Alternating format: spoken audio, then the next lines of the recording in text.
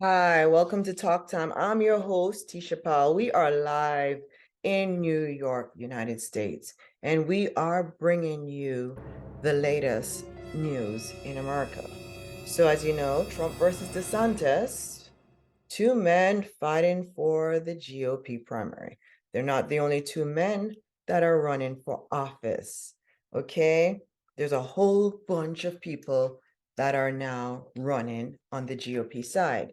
You've got Trump, you've got DeSantis, you've got Nikki Haley, you've got Tim Scott, you've got Mike Pence, and you've got Christie, who just announced his residency. And this is presidency. This is normal. This is normal in America. These are primaries. These are not elections yet. This is a primary.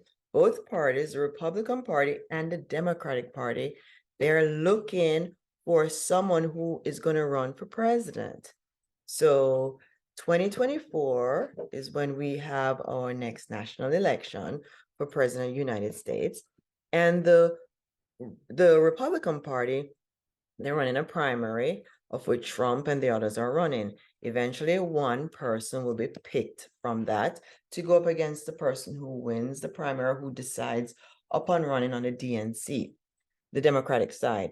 Now, as you recall, listening on this show, and we'll keep you up to breast with everything, the DNC said they're not keeping a debate. So anyone who puts their name in to run against Biden, they're pretty much out of luck. Now, how does that affect Robert Kennedy's position? That's what you and I are going to watch together and find out. Because Robert Kennedy Jr., he's a Kennedy. As you know, Kennedy was president, and everybody loves the Kennedys here in the United States and even around the world.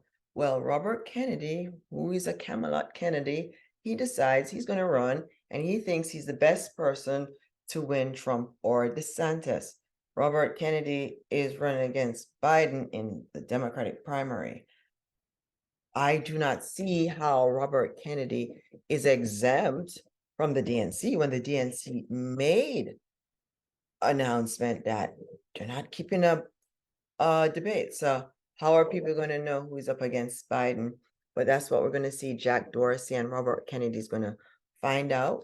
We are going to see as well. Is power going to pull this one through, the DNC, or is money going to win? That is Jack Dorsey. So we'll see which one is going to trump which one. These fights are just lovely when the big government is falling apart. And Bud Light, that keeps slipping. Their sales, Bud Light sales dropped.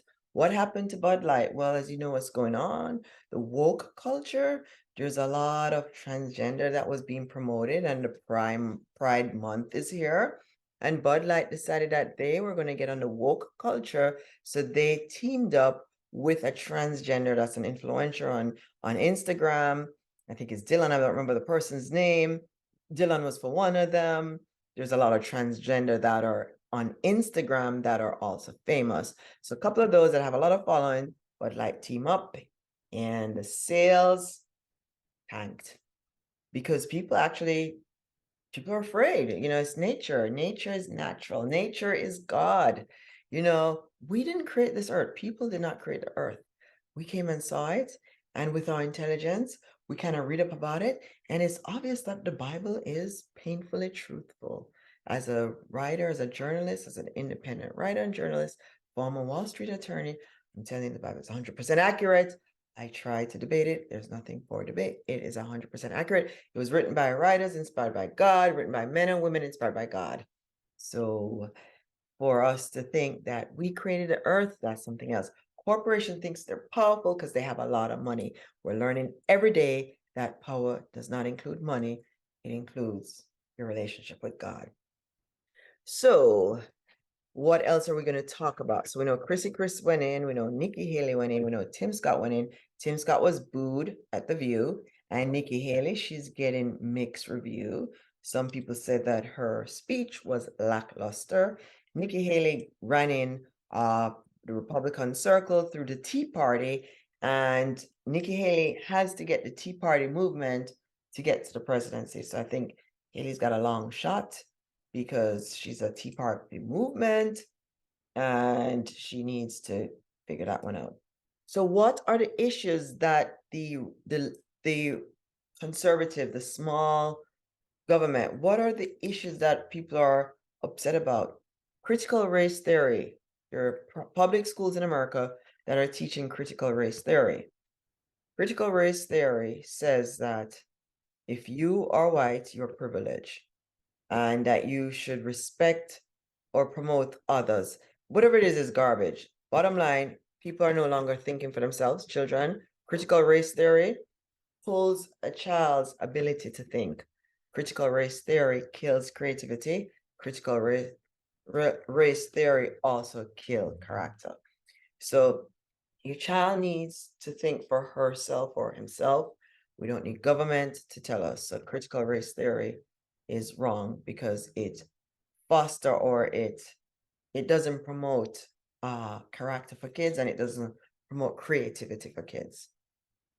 Okay, another thing that people are upset about with the woke culture is the parent right.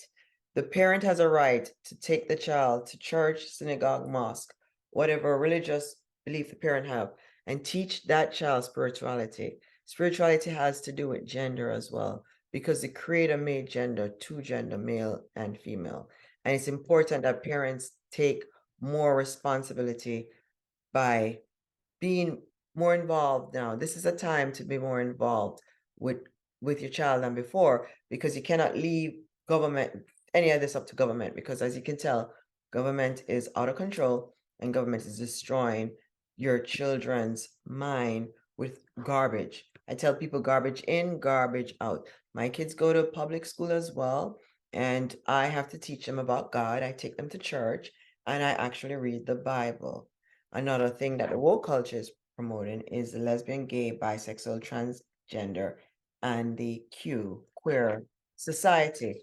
I have nothing against anyone. Everybody is loved by God, but sin is not part of the law. And for us to think that we're going to just abolish the Bible and we're going to live the way we are, it really is a fantasy and it's an illusion. That's why I said transgender is an illusion, because the person actually don't change. Whatever you are biologically, that's what you are. That's why when you see a woman turn into a man and she's pregnant, of course she's pregnant because she's a still biological woman. The doctor cannot change your biological parts. The doctor will never be able to do that. So whatever you biologically born with, that's what you're going to die with. Forget what the doctor tell you. The medicine only works for a certain period of time. Speak of which, Arnold Schwarzenegger and Danny DeVito, two movie stars, they had a conversation and Arnold said heaven is a fantasy. Arnold Schwarzenegger also said, though, got to give him credit for that, he is not an expert in spirituality. And he said, when you're dead, and that's it. That's what rich people want to think. I'm here to tell you, Arnold, get some, it's really sad. You said it's sad. Heaven is not a fantasy. Heaven is a real place.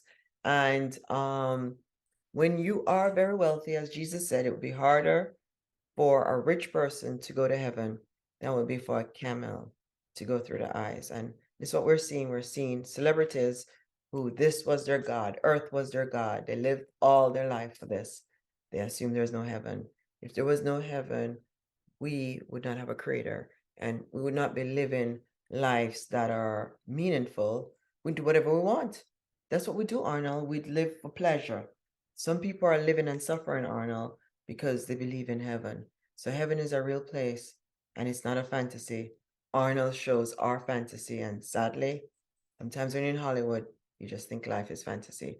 Please do not listen to him, girls and boys. Heaven is a real place. Read your Bible.